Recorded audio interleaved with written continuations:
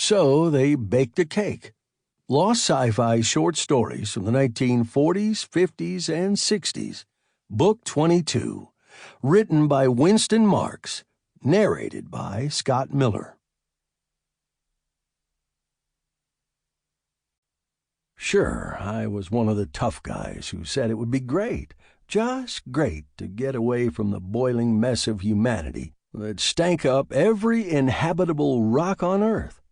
Not being the Daniel Boone type, this was my private qualification for the job, being fed up to here with people, with the smothering bureaucracy of world government, with restrictions and rationing and synthetic diet supplements and synthetic blondes and mass hypochondria and phony emotions and standing in line to get into a pay toilet. I hated my profession, trying to wring glamorous interviews out of bewildered heroes and press agents' darlings and pompous politicians and snotty millionaires and brave little wronged chorus girls.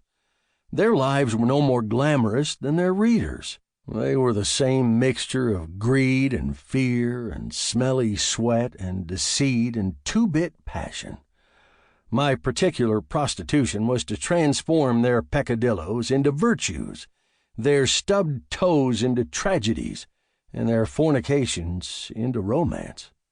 And I'd been at it so long I couldn't stand the odor of my own typewriter. Of course, I was so thunderstruck at being chosen as one of the 21-man crew for the Albert E that I never got to gloating over it much until we were out in deep space. Yes, it was quite an honor, to say nothing of the pure luck involved. Something like winning the Luna sweepstakes, only twice as exclusive. We were the pioneers on the first starship, the first to try out the Larsen drive in deep space. At last, man's travel would be measured in parsecs, for our destination was 26 trillion miles down near the celestial South Pole. Not much more than a parsec, but a parsec nonetheless. As a journalist, such distances and the fabulous velocities involved were quite meaningless to me.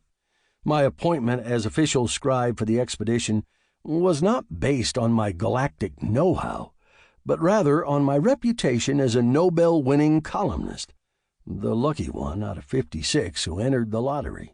Larsen himself would keep me supplied with the science data, and I was to chronicle the events from the human interest side, as well as recording the technical stuff fed to me.